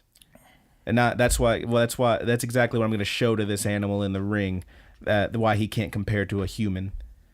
Mikio views himself not as an animal like the rest of these guys who all have their, reindeer Marquez and freaking the bloody lion and whatnot. All these guys with their crazy animal names. He sees himself as the only one with an actual mind who's able to think, even though he doesn't do any of the thinking himself. He lets the AI handle that. Pretty interesting. But he says that's why he's going to show this animal in the ring. And Yuri, as he's walking away, calms his dog down. As he's walking out, he says, well, I wouldn't underestimate them, because if an animal sinks his teeth in, he won't let go, especially a stray dog. And then he leaves, and as he does, Mikio, under his breath, just says, well, which one are you, Yuri? I don't know which one is Yuri. I mean, in the intro, he appears to be a white wolf, which is pretty cool. He's got that. He's what you call a silver fox. That hair, so damn sexy. Daddy. Oh my God. You love it. No. All right.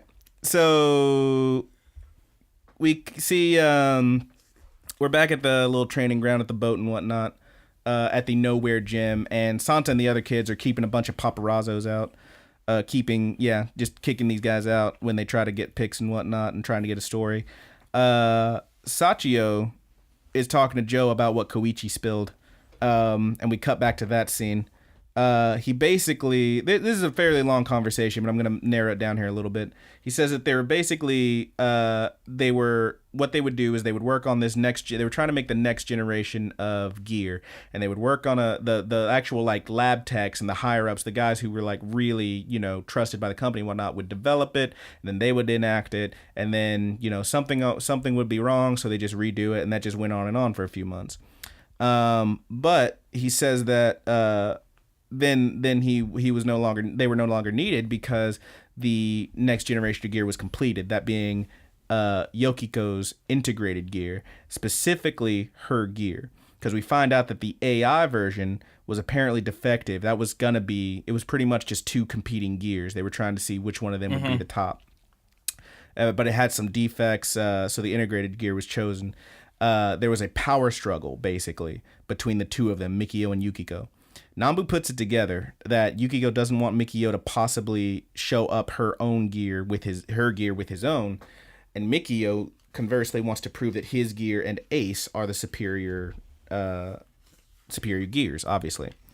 Koichi says that, actually goes on to say that, hey, I mean, that gear's unbeatable, right?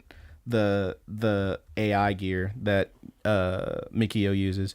He says that it reads the electrical signals and gears in the opponent's gear and predicts the moves. And Nambu grabs him and says, "What was that? Say that again." He says, "It reads the gear and predicts the moves." Which obviously, if you're paying attention, you already caught this one. If that's true, it means that Ace can't read Joe. That AI gear can't read Joe because he doesn't wear gear, and that's why Mikio wanted to blackmail him out of this one. We then cut and we see a shot of Mikio training for a bit. He's like really, really intense, and he falls down even and whatnot. But yeah, it's pretty rough stuff. We get another shot of that in the next episode, actually. But we then cut to Nanbu meeting with Yukiko, and he's trying to get a rematch, and she is pretty upset about it. She says, "I thought you were going to explain why you weren't at the fight, but you want to try and get a rematch? No way." And Nambu explains that, hey, I get that, like, I get your whole power struggle with your brother and whatnot. Well, we can take him out. I mean, listen, we're the only ones that can stop him. You dragged us into this feud, so give us the chance to finish it. And he also explains that they were tricked by Mikio before. And Yukiko makes a very good point there. She says, well, if it was a trick, then why did you concede? Obviously, you were really hiding something. Yeah. And if that's the case, how can I trust anything you say? You're not telling me the whole story here, so no, I can't help you. And we then cut back to the boat. Sachio, after explaining what that Koichi guy told him about Mikio and his gear, says, is remembering that look that Mikio gave me. Says, no, he wasn't afraid. He says, the look he gave me was like I wasn't even in the picture. He says, I've seen it before. It was the same look that Yukiko gave him that night on the highway. So back at the meeting with Yukiko, Nambu lays it out. He takes out that ID that they had hacked, and he puts it down on the table. He says, listen, Mikiko's got a lot of secrets on us from our past. That's the proof you need right there. But the fact of the matter is, no matter how you look at it, that was a fixed fight. And he basically pulls off a double blackmail, double bluff, and says, now what would happen if I went public with our own bullshit and proved that Mikio was the one who tricked us? That's cheating. That's a fixed fight. Do you really think people would accept this guy as the final one if they knew it was a fixed fight and he cheated to get in? Which is kind of crazy. Yep. But hell, so we got some cheatception going fair. on here. It is some cheatception. It makes a fair amount of sense. It's just goofy as hell. Yeah. And he's demanding that she shuts down this ceremony they're about to have that very night in just an hour or so that they can have the rematch. And it seems like a good pitch. And then he fucks up and grabs her by the wrist and tells her, if we go down, I'll drag you down with us. And she says, you really expect me to trust you after all this? And she's like clearly uncomfortable. He literally just grabbed her and is pulling her, grabbed her hand and isn't letting her walk away from him, which is pretty fucked. And she says, she says, you expect me to trust you after this? And he says, no, you don't have to trust me, but trust Joe. Everything he's done has been real. Every fight he fought was won right. He's the genuine article. And when he says that, her eyes widen a little bit. And she remembers Yuri's words when he said you have to be the real articles to survive in the ring. But she still doesn't cancel that ceremony. She does, in fact, lock Nanbu up in that room, in that meeting room, so that he can't get out and try any shit. Which is pretty good. Nanbu pulls out what appears to be a very old phone for this futuristic setting we're in, and tries to call Sachio, who's watching the ceremony start, and he's like, hey, what the hell? You're going to get this shut down. It's about to start right now. It's happening.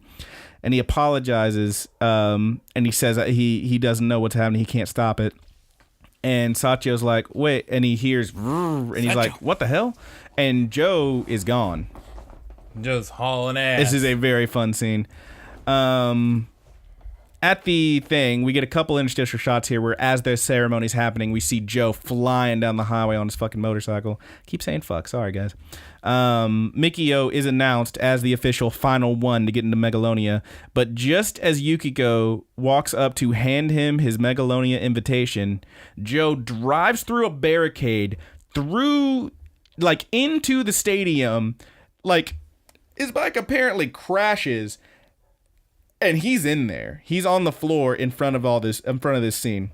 He's in the club. And he makes a huge scene. And he demands a rematch. He demands a fight. He says, please, let us settle this in the ring. And Mikio tells him, I already told you there's no strays allowed in Megalonia. You have to be the genuine article to get in. And he calls him a coward for not fighting. And as Joe is being pulled away, as Joe is being pulled away, he screams, are you kidding me? Is this really your real deal? This is your real deal guy? And Yukiko stops it. And she says, you know what? Mikio's right. To get into Megalonia, a fighter must be the genuine article. And that means fighting, not just winning by default. And she calls Joe up, breaks the invite in half, and gives each of them half of it, and declares that the winner of the rematch will be the final one. And as she hands Joe his half of the invitation, she says, "This doesn't mean I trust you." And he says, "That's fine by me. Fine by me, baby." Yeah. And as she hands Mikio his half, he says, "You're really gonna keep trying this, huh?" And he says, "Well, fine. From now on, I'll put everything I have into destroying you." And that's episode 8. Man, that was a good. I like that one a lot. Scene, yeah. Yeah, that end scene was friggin' rad with Joe coming in on the bike. It was good stuff. All right, what's our tag for that one? No one else tells you when it's time to give up on your dream. I like that one a lot. Yeah. All right, episode 9. Oh my god, dude. Episode 9. We're about to break this heat, dude. We're about to break it. This is some good stuff. A dead flower. Sorry. Go ahead. Episode 9. A dead flower shall never bloom. Ooh. All right, so this one, we joined this fight already in progress, second round. Joe is getting whipped on. He is bleeding a little bit. He is up against the ropes. Mikio is going in on this dude, and Mikio, by the way, looks fresh as a daisy, like he's barely been touched. This AI gear is not a joke. Everyone's either watching or listening. We actually see scenes of Mr. Demoto, the sleazy dude, in the drunk monk with a bunch of dudes watching the fight. We see Mr. Abahachi, whatever his name was. Abahuchi? I don't remember.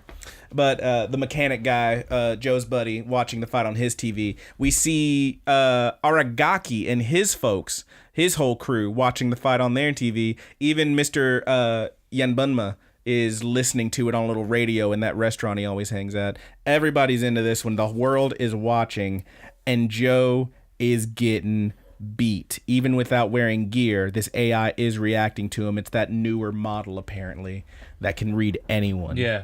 It's the one... It starts predicting reactions, just reaction time. Yeah. And the way the body moves. Joe goes down, he gets back up, and as he gets back up, we actually see Yuri and Yukiko watching in the stands. And she realizes it's reading, even without the gear, it's reading Joe, and that this is obviously the gear that Mikio was planning on beating Yuri with. Joe goes down again, and then gets back up, and then Mikio trips him as he's walking, and the crowd is pissed. They're like, "Hey, this ain't some street brawl, you son of a bitch!" Like, they're upset, and rightfully so, maybe. And in the stands, Yukio is ready to leave. She's saying this is a foregone conclusion, and Yuri isn't sure. She says no. He says, no. This isn't over yet. And you said you wanted to see the genuine article, right? And she sits back down, and they stay. Mikio, his ring, instead of having like, you know, an ice bucket and a water bottle and whatnot, he literally just has a series of computers taking up the entire like corner outside of the ring with like 3 engineers there watching his stats and whatnot. It's the craziest crap I've ever seen. Like, how is this legal? Whatever, rules. But he apparently his sync is currently 73% and rising. Seems like it'll hit maximum output in the next round. And Mikio hears his engineer and he's just like, did I ask you for your shit? No, just tell me the numbers. 73%. All right. And he's like pissed. He hates these guys. He calls them idiots. Bloody, bloody, blah. And as they're watching, Yuri says that the sync process is very stressful. We find out that apparently he's used an AI gear before like this one when they were testing it and whatnot. And he should know. But he says the sync process is extremely stressful, both mentally and physically. And Yukiko says, well, that's why it's no good. What good is a gear that can't be used by anybody? Then we get a shot of Mikio training. A little flashback, and he's punching. His sync rate is rising and rising and rising, and once it hits 100%, it feeds back and it starts dropping rapidly, and you can hear his punches slowing down. Then he falls to the ground panting, and then he grabs a freaking EpiPen, turns it to like level 4 to like 6 or something, and stabs his neck, gets him some adrenaline, gets back up and said, all right, start us at 60, we're going again. And he just starts punching. This dude, I mean, he takes it seriously, but Jesus Christ, dude. Round 3. Joe is still getting hammered, and the crowd actually laughs when he almost slips and falls after Mikio hits him so hard. He like falls backwards and like has to catch himself. And Mikio then pushes him onto the ropes, uppercuts him out of the freaking ring after Joe makes some comment. I forget exactly what he says, but something like, is that all you got or something like that? It's something not too big. Yeah. It's something you expect to hear. It's this kind of shit Joe's known for. He's always making comments and whatnot, kind of fucks with people when he's in the ring. But Mikio straight up uppercuts him so hard he flips out of the damn ring. And Sachio actually runs to try and help him up. Nambu stops him, says, no, we'll be disqualified. And Joe manages to get back up on his own. And then Nambu tells him, Joe talks to them for a second. He says this thing can read all of any combination he throws at it. If he throws the combination once, the thing reads it, and now all of a sudden it knows it, so he can't try it again. And Nambu tells him, hey, show him that power move. Give him one of those, because if that one hits, I mean, that's one hit and it might be enough. But there's a brief flashback now. We see Yuri. He walks in on Mikio, who is punching a bag, punching with his gear on, doing some training. And apparently Yuri was going in there to train. He sees this and just kind of turns and starts to walk out. And Mikio stops him and says, asks him why he abandoned Ace and went with that freak gear instead. This is where we learn that apparently Yuri had been working with Mikio to develop his gear, but then switched over to Yukiko's gear instead.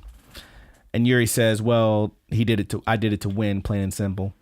And Mikio says, well, then why don't we see whose gear is better right now? He's challenging him, throwing it down. Here's the gauntlet. It's on the flow, bitch. What's up?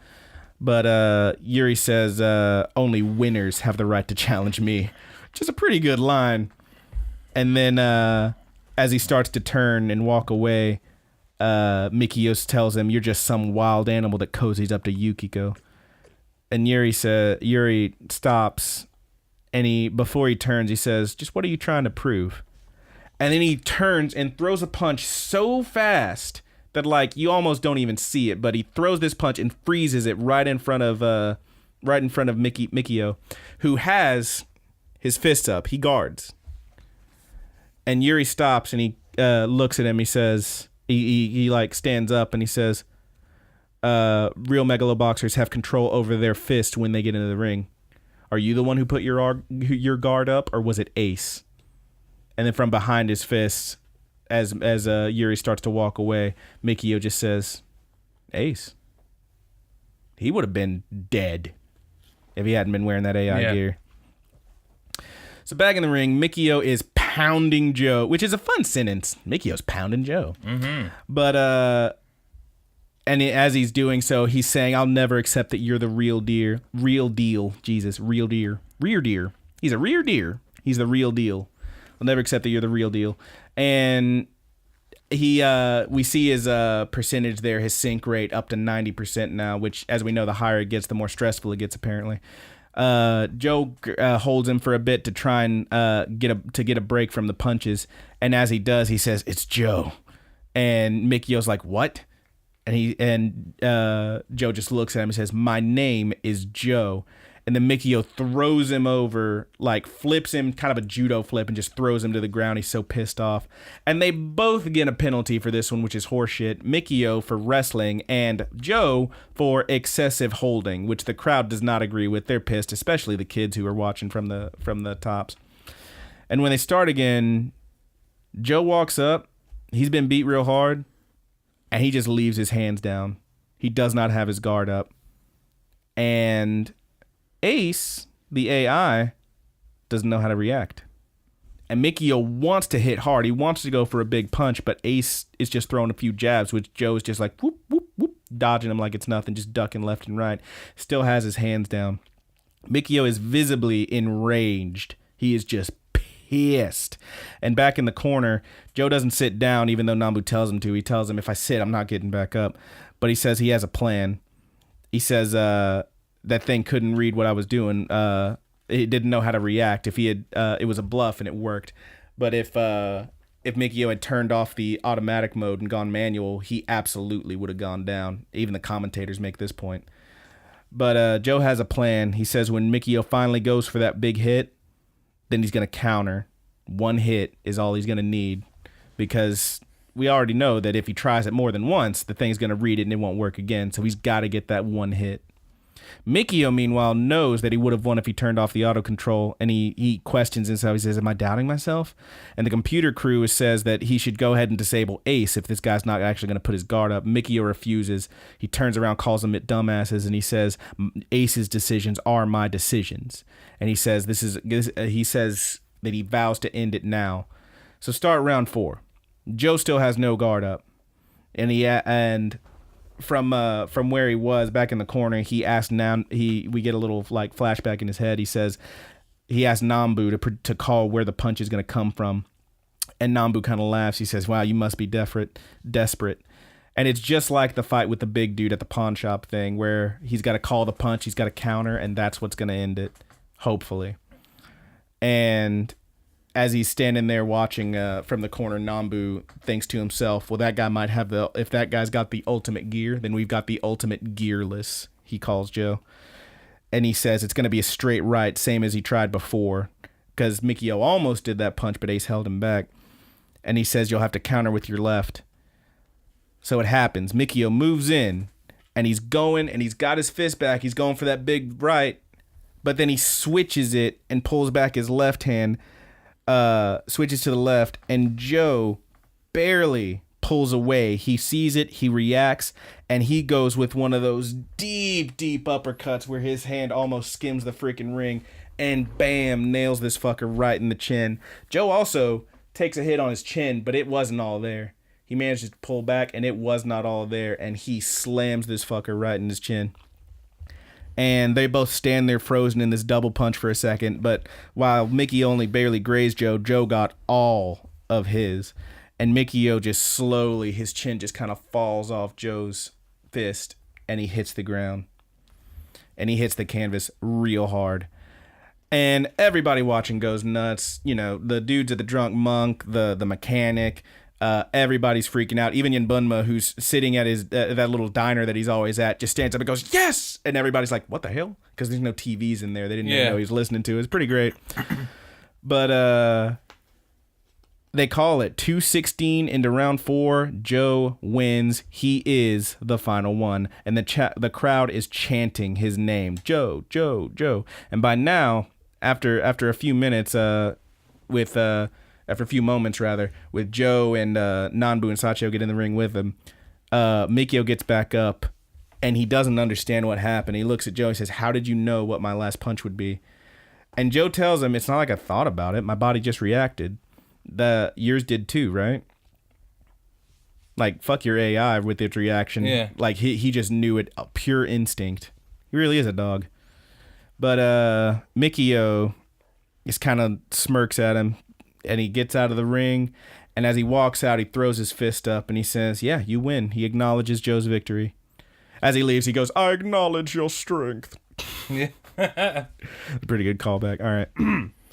But so then Yuri and Yukiko talk while they're sitting there, and Yukiko is unsure if she's make the right decisions, or the right choices, throwing Joe at Mikio and whatnot, because now, shit, Joe's in. He's probably better than her brother. She didn't want that, but now Joe's in the Megalonia. And Yuri tells her that's conceited thinking, trying to figure out where you went, where you may or may not have gone wrong. But he does say, he does ask if she regrets making the match. And she says to him, "Well, there's only one ultimate gear, and you'll prove that no matter who gets in the ring with you." And then as she leaves, Joe looks to Yuri and he says, "Hey, champion, here I am, as promised, in your ring." And then Yuri stands up and he repeats his old line. He says, "I don't brawl with stray dogs. You know that, don't you, Joe?" But he does acknowledge that he's got a name. He's not a stray dog. And he's ready. They both ready. And they just kind of stare each other down. And then we get a brief scene of Mikio. His gear has been left in the lab. He's driving away in this fancy car with these sick glasses on, these mirrored sunglasses, and this bandages on his face. And he's just driving away, and he says, "And the loser leaves with nothing, huh?" And then he's gone. Seems like he might come back, though. I don't know. Just maybe. But then back at the boat, loads of folks are there to party with Nambu, and they're calling them Team Nowhere their pride. They say, "You guys are our pride." Sachi and the kids are eating in the corner. Joe's trying to get some sleep. There's one dude who does a lot of talking here, and he's talking to Nambu. He's like, "Hey, Nambu, how about marrying my daughter, huh?" And he's like, "What, me?" He's like, "Nah, Joe marrying my daughter. I mean, she's still in the oven." He points at his wife who's sitting there pregnant, and I'm like, dude, what the fuck? I mean, the dude's very drunk, so a good joke, I hope. But fuck, dude, that was an odd one. But yeah, Joe's trying to get some rest at this, in the, like, upstairs in the boat. And Nambu sneaks off to the gym, says he's got to go piss, but he sneaks off to the little gym there, and he secretly meets with Mr. Fujimaki. And this is a pretty big cliffhanger because I don't know what happens next. And he asks him to leave. He says he still hasn't told Joe or Sachio yet. And Fujimaki said he's done this a couple times, but he compares him to a scorpion. And he tells him, "Sorry, Nanbu, but the ride stops here." And I don't know what will happen. I don't know what's going to happen, Joe. I know what happens. Let me tell you about it. Don't tell me about it. I'm going to watch it later. But, like, damn, dude, Fujimaki, no. And our tag, cool. You could our have been tag cool. for that one was this flower's buds smell rotten. Its seeds returning to the earth. good stuff. Mm-hmm. And that's it for episode 9, folks. So we'll be back next week. Next week for 10, 11, 12, and 13. We're going to finish this. We're gonna polish this turd. No. Yeah, we polishing it off. We're going to polish it off. We're going to pinch this loaf. Oh I'm gonna God. fill this freaking book on this one series. I swear to God. Yeah, you probably are, dude. We're gonna have to get you a bigger book. You have to get me a bigger book. All right. Well, that's it for that. Hey, That's our recap. Once again, join us next week for episodes 10 through 13. But Joe, you're not Joe. I'm Joe, dude. No, you're Roger. Roger. Throwing up my dick beaters right now. Stupid. Do we have any questions? We do have one question. We got one question. One question. Now, send us admittedly, one question and we got it. I will try to post some things around to get more questions sent in to us. Oh, yeah. This time I didn't because I knew this was going to be a long, hot episode. So oh, shit. I had an episode. I was like, if we get any questions, we'll read them. I had a question already, so we're going through it, and it's from our good buddy, Allie. Oh, my good buddy, Allie. And it is a Megalo box themed question. Hit me with it. Let me see. I just lost it. Oh, you bastard. Where'd you go? Give us a solo some more, dude.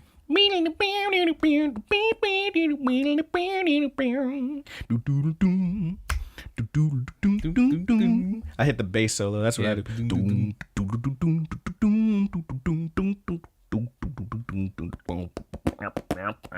I'm almost to it.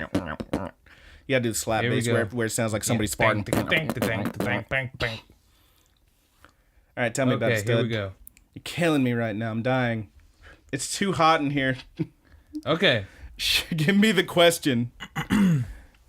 Whenever if Megalobox comes to America to get an English dub, who do you think should voice Joe? You know goddamn well who I think should voice And Joe. hold on, and who are your favorite voice actors? I'm going to assume that she's speaking American voice actors. You know exactly. Who? Is it Steve Bloom? Yes. Because that's my answer. It's absolutely Steve Bloom. Steve Bloom. It's absolutely Steve Bloom. So this he's already been two badasses with Froze. Those being what was it, Mugen and Spike. Yeah, like he has to be. He's There.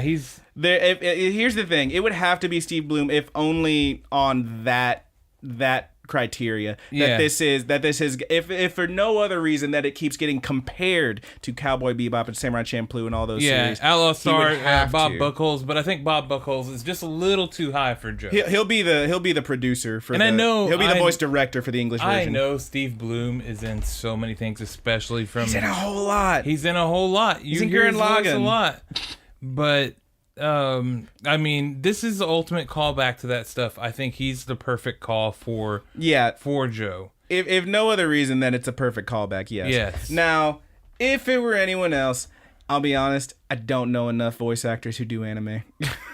I've talked about before that documentary that everyone should watch if they haven't, which is called "I Know That Voice," which is amazing. Most of the voice actors I know are just like American cartoons, and they don't do as much. They do a decent amount. There's quite a few that do a decent amount. I could name several, but Yeah. I can't.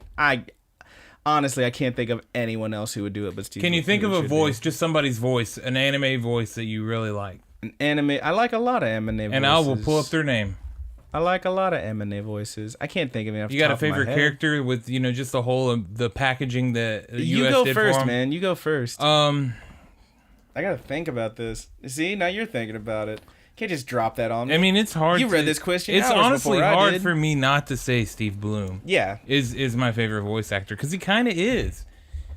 Barring Steve Bloom, A lot of people don't like him, but I love Tara Strong. She's amazing. Christopher Sabat is very good as well. What's he done? He does a gajillion other things. He does Piccolo. He does Vegeta. He does Major Armstrong from FMA. You know that voice. Yeah, I definitely know that voice. He's amazing, and I really love him too. So beyond that, I mean, voice actor wise, I love me some Tara Strong because she does everything. She's great. She's one of my favorites ever. Joe DiMaggio is also another one. Love that guy. You got your Benders, you got your Jake the Dogs, you got Joker a couple of times actually, which is pretty wild. He does good stuff. Yeah, I can't remember how to say his last name. It's Bo Billingslaw. Billingslaw, maybe something like that. He's the voice of he is most notable for being Jet in Cowboy Bebop. I also love his voice work as well. Yeah. There's quite a few really good. Yeah. Phil LaMarr does a lot of good voices. Oh God, Phil LaMarr is amazing. Phil dude. LaMarr rips, dude. Tom Kenny's good. He's like mostly known for being SpongeBob, but he's done a lot of voices, man. That dude who does the voice of Mr. Krabs also does the voice of the cop from Detroit Become Human. And I saw a thing where someone was comparing the scene from that game where like there's two robots that are like the same guy and he has to pick which one to kill, and a scene in SpongeBob that was the same thing but it was two Mr. Krabses, and I was like, yo, that's the same guy though. That's crazy. Yeah. A lot of my favorites are they're older voice actors that people actually don't really appreciate anymore or at all because Or I've never heard of him. back in the day voice acting was not all that great. Sure. There's something very nostalgic about it still for me. Yeah, like there are those characters. There are several classic Yeah. examples of really shitty voice acting. Yeah, but You know, a lot of those are still my favorite voice actors because just the feeling of nostalgia that Now, the how voice old has are we for me. talking? Are you talking like Speed Racer and Astro Boy? Like, what's good? I'm talking from 90s up. Okay. There's some good voice acting and other things too. Oh yeah, though. well, obviously, I just don't know most of the names. The only one I can for sure pick out anytime is Steve Bloom, and usually Tara Strong, although sometimes she's just too wicked. And yeah, John DiMaggio, as I said. Phil Lamar. God, that guy's good. The freaking vamp voice. Holy moly. Got your Metal Gear 2. Talked like this. Blah, blah, blah. And there were some scenes where you had to talk very fast so that all the subtitles would match up, huh? Like, it was crazy. Oh, that guy's really good, though. Have you watched that documentary? I Know That Voice. I have not yet. You gotta look that up. I'm begging you to look that up. You're not doing anything else tonight. I know it's on YouTube for free, or it was. I know it was on Netflix. It's definitely on one of those. Please watch it. It's so good. You'll get a kick out of it. I promise. But, I believe you, buddy. I believe you. I'm begging you. You ain't doing shit else. It's like an hour. It's like an hour and 20 minutes long. It's baby stuff. I'm gonna look it up right now on the YouTube. Okay. I Know That Voice. Let's see. All right, it was taken down off YouTube. It's almost certainly still on Netflix. Hey, say something. We got dead air going right now. I had to think of her name. Lisa Ortiz is another one that I really love. Now, what's she done? You might know her best as, well, I don't know if you know her. She's Lena Inverse on Slayers. She's Serenity Wheeler on Yu-Gi-Oh! She is, let's see. She's Chopper from One Piece, the little reindeer. You know I don't care about One Piece. Well, I'm just throwing it out there. Fair enough. Let me see some of her other. She's got a bunch of big ones. I don't know if there's any that you've watched. Have you seen let's see. That's not a good one. She's so many things. The list is huge. Dead Air Song. Lena Inverse. Dead Air Song. We're both just looking at our phones, looking up more voice actors. Yeah. Sorry, I know this makes for great radio. Yep. This is I'm good done stuff looking. right I here. really like her stuff. Yeah, man. There's a lot of good voices. I mean, but if the original question being who should be Joe if they bring it over, it's for sure Steve Bloom.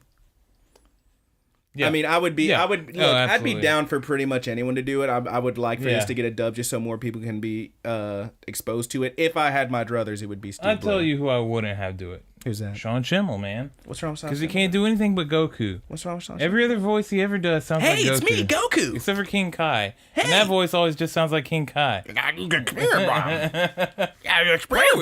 are your friends? The KOK technique. All right, dude. Wait, keep going. I love this. I'm burning up in here, dude. What if King Kai met? You gonna bring us out with King Kai this time? What if King Kai met Hercule? I think it'd go a little something like this. Well, hey, I can't do King Kai. Oh, hey, King Kai.